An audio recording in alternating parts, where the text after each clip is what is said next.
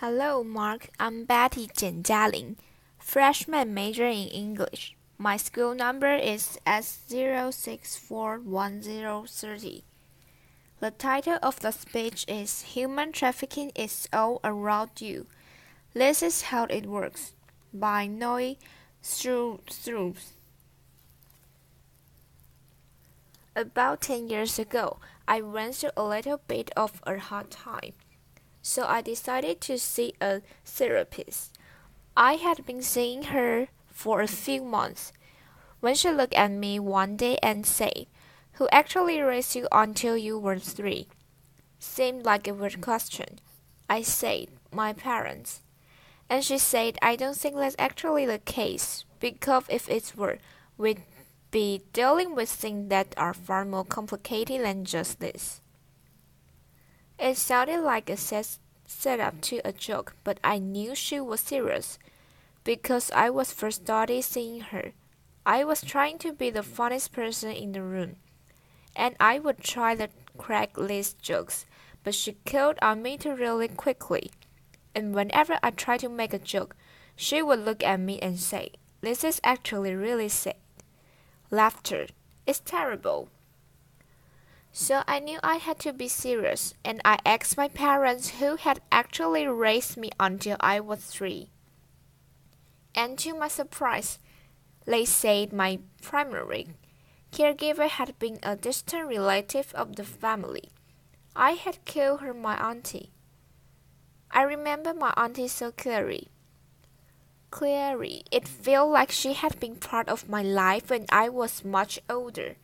I remember the sick, straight hair and how it would come around me like a curtain when she bent to pick me up. Her sobs, short and tight as sand. The way I would cling to her, even she just wanted to go to the bathroom or get something to eat. I loved her, but with the ferocity that a child has sometimes before she understands that love also requires letting go. But my clearest and sharpest memory of my auntie is also one of my first memories of life at all. I remember her being beaten and slapped by another member of my family. I remember screaming hysterically and wanted it to stop, as I did every single time it happened. For things as minor as wanting to go out with her friends or being a little late, I became so hysterical over her treatment that eventually she was just beaten behind closed doors. Things got so bad for her that eventually she ran away as an adult. I learned later that she had been just 19 when she was brought over from Thailand to the States to care for me. On a tourist visa, she wound up working in Illinois for a time, before eventually returning to Thailand, which is where I ran into her again. At a political rally in Bangkok, I clung to her again as I had when I was a child, and I let go, and then I promised that I would call. I never did, though, because I was afraid if I said everything that she meant to me, that I owe perhaps the best part of who came to her care, and that the words "I'm sorry" were like a thimble to bail out all the guilt and shame and rage I felt over everything she had endured to care for me for as long as she had. I thought if I said those words to her, I would never stop crying again, because she had saved me and I had not saved her. I'm a journalist, and I've been writing and researching human trafficking for the past 8 years or so. And even so, I never put together this personal story with my professional life until pretty recently. I think this profound disconnect actually symbolizes most of our understanding about human trafficking, because human trafficking is far from prevalent, complex, and close to home than most of us realize. I spent time in jails and brothels, interviewed hundreds of survivors and law enforcement, NGO workers, And when I think about what we've done about human trafficking, I am hugely disappointed, partly because we don't even talk about the problem right at all. When I say human trafficking, most of you probably don't think about someone like my auntie. You probably think about a younger old woman who's been brutally forced into prostitution by a violent pimp. This is real suffering, and that is a real story. That story makes me angry for far more than just the reality of that situation does. As a journalist, I really care about how we relate to each other through language, and the way we tell that story, with all the gory, violent detail the salacious accept. I call that look at her scared journalism. We use that story to convince ourselves that human trafficking is a bad man doing a bad thing to an innocent girl. That story let us off the hook. It takes away all the societal context that we might be indicted for the structural inequality, or the poverty, or the barriers to migration. We let ourselves think that human trafficking is only about forced prostitution, when in reality human trafficking is embedded in our everyday lives. Let me show you what I mean. Forced prostitution accounts for 22% of human trafficking. 10% is in state-imposed forced labor. But a whopping 68% is for the purpose of creating the goods and delivering the service that most of us rely on every day. In sectors like agricultural work, domestic work, and construction. Less is food and care and shelter, and somehow these most essential workers are also among the world's most underpaid and exploited today.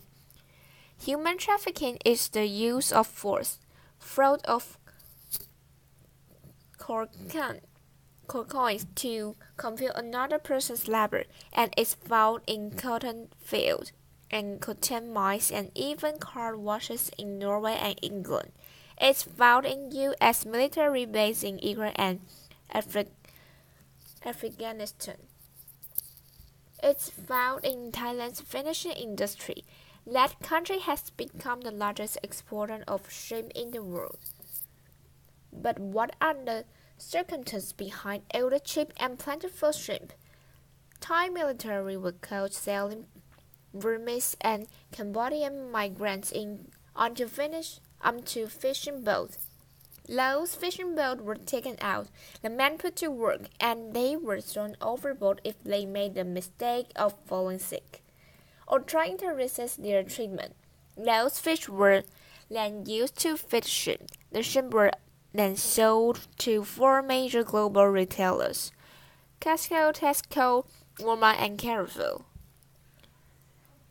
Human trafficking is found on a smaller scale than just that, and in places you would never even imagine. Traffickers have forced young people to drive ice cream trucks or to sing in touring voice shows. Trafficking has even been found in a hair-braiding salon in New Jersey. The scam in that case was incredible. The trafficker found young families who were from Japan and Togo, and they tell these families that your daughters are going to get a fine education in the United States. Then they look at winners of the green card lottery, and they tell them, "We'll help you out. We'll get you to a plane ticket. We'll pay you your fees. And you have to take this young girl with you. Say that she's your sister or your spouse." Once everyone arrived in New Jersey, the young girls were taken away and put to work for 14 hours a day, 7 days a week, for 5 years. They made their trafficker nearly $4 million. This is a huge problem. So what have we done about it? We've mostly turned to the criminal justice system. But keep in mind, Most victims of human trafficking are poor and marginalized. They're migrants, people of color, sometimes layer in the sex trade. And for populations like this, the criminal justice system is too often part of the problem, rather than the solution. In study after study, in countries ranging from Bangladesh to United States, between 20 and 60% of the people in sex trade who were survived say lately had been raped or assaulted by police in the past years alone. People in prostitution, including people who have been trafficked into it, regularly receive multiple convictions for prostitution. Having that criminal record makes it so much more difficult to leave poverty, leave abuse, or leave prostitution. If that person or desires workers outside of the sex sector, if they try and resist their treatment, they risk deportation. In case after case I've studied, employers have no problem calling on law enforcement to try and threaten or deport their stricken trafficked workers. If those workers run away, they risk becoming part of the great maze of undocumented workers who are also subject to the whims of law enforcement if they're caught. Law enforcement is supposed to identify victims and prosecute traffickers, but out of an estimated 21 million victims of human trafficking in the world, they have helped and identified fewer than 50,000 people. That's like comparing the population of the world to the population of Los Angeles. Proportionally speaking, as for convictions, out of an estimated 5,700 convictions in 2013, fewer than 500 were for labor trafficking. Keep in mind that labor trafficking accounts for 68% of all trafficking, but fewer than 10% of the convictions. I've heard one expert say that trafficking happens where need meets greed. I'd like to add one more element to that. Trafficking happens in sectors where workers are excluded from protections and denied the right to organize. Trafficking doesn't happen in vacuum. It happens systemically. The regard work environment. You might be thinking, oh, she's talking about failed states or war-torn states, or I'm actually talking about the United States. Let me tell you what that looks like. I spent many months researching a trafficking case called Global Horizons, involving hundreds of Thai farm workers. They were sent all over the state to work in Hawaii pineapple plantation and Washington apple orchards, and anywhere till the work was needed. They were promised 3 years of solid agricultural work, so they made a calculated risk. They sold their land, they sold their wives' jewelry to make thousands in recruitment fees for this company. Global Horizon, but once they were brought over, the passport was confiscated. Some of the men were beaten and killed at gunpoint. They worked so hard that fainted in the fields. This case hit me so hard. After I came back home, I was wandering through the grocery store and I froze in the produce department. I was remembering the over-the-top meals the Global Horizon survivors would make for me every time I showed up the interview land.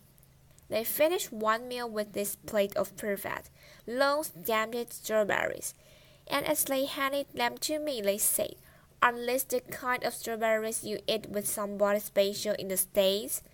And don't they taste so much better when you know the people could handpick them for you?" As I stood in grocery store weeks later, I realized I had no idea of who stand for this planting, and no idea of how they were being treated. So, like the journalist I am, I started digging into the agricultural sector. And I found there are too many fields and too few labor inspectors. I found multiple layers of possible deniability between grower and distributor and processor, and God knows who else. The global horizon survivors have been brought to the state on a temporary guest worker program.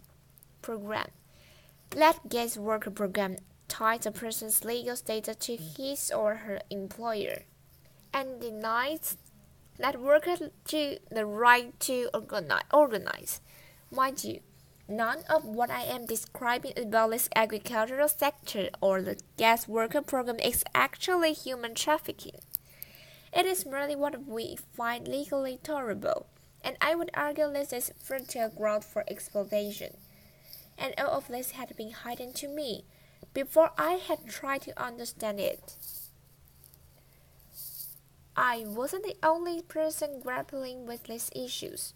Piers Oldmire, founder of eBay, is one of the biggest anti-trafficking philanthropists in the world, and even he wound up accidentally investing nearly $10 million in the pineapple plantation. So I see this as having the worst working condition in that global horizon case. When he found out, he and his wife were shocked and horrified, and they wound up writing an op-ed for a newspaper, saying that it was up to all of us to learn everything we can about the labor and supply chains of the products that we support. I totally agree. What would happen if each of one of us decided that we are no longer going to support companies if they don't eliminate exploitation from their labor and supply chains? If we demanded those calling for the same, if all the CEOs out there decided that they were going to go through their business and say no more, if we ended recruitment fees or migrant workers, if we decided that guest workers should have the right to organize without fear of retaliation, this would be a decision heard around the world. This isn't a matter of buying a fair trade peach and calling it a day. Buying a guilt-free zone with your money. That's not how it works. This is a decision to change a system that is broken and that we have unwittingly but willingly allowed ourselves to profit from the benefit and for too long. We often deal on human trafficking survivors' victimization, but that is not my experience of them. Over all the years that I have been talking to them, they have told me that we are more than our worst days. Each one of us is more than what we have lived through, especially trafficking survivors. These people were the most resourceful and resistant and responsible in their communities. They were the people that you would take a gamble on. You'd say, I'm going to sell my rings because I have a chance to send you off to a better future. They were the emissaries of hope. These survivors doesn't need saving. They need solidarity, because they're behind some of the most exciting social justice movements out there today. The nannies and housekeepers who march with their families and their explorers' families, their activists, got us an international treaty on domestic worker rights. The Nepali women who were trafficked into the sex trade.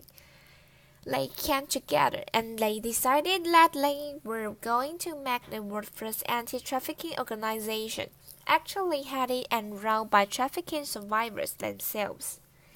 These Indian shipyard workers were trafficked to do post-Hurricane Katrina reconstruction.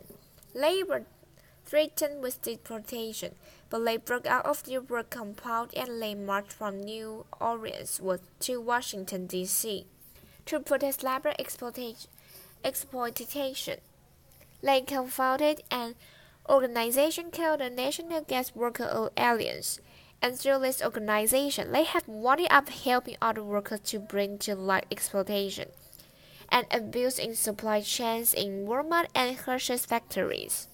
And although the Department of Justice declined to take the case, a team of civil rights lawyers won the first of the dozen civil suits this February and got their silence $14 million. These survivors are fighting for people they don't even know yet, other workers, and for the possibility of a just world for all of us. This is our chance to do the same. This is our chance to make a decision that tells us who we are as a people, as a society. That our prosperity is no longer prosperity, as long as it's point to other people's pain. Let our lives are inextricably woven together, and that we have the power to make a different choice. I was so reluctant to share my story of my auntie with you before I started this TED process and climbed up on the stage. I had told literally a handful of people about it because, like many a journalist, I am far more interested in learning about your stories than sharing much, if anything, about my own. I also haven't done my journalistic due diligence on this. I haven't issued my mountains of document requests and interviewed everyone and their mother. And I haven't found my auntie yet. I don't know her story of what happened and of her life now. The story as I've told it to you is messy and unfinished. But I think it mirrors the messy and unfinished situation we're all in when it comes to human trafficking. We are all implicated in this problem, but that means we are all also part of this solution. Figuring out how to build a more just world is our work to do, and our story to tell. So let us tell it the way we should have done from the very beginning. Let us tell the story together. Thank you so much. Applause.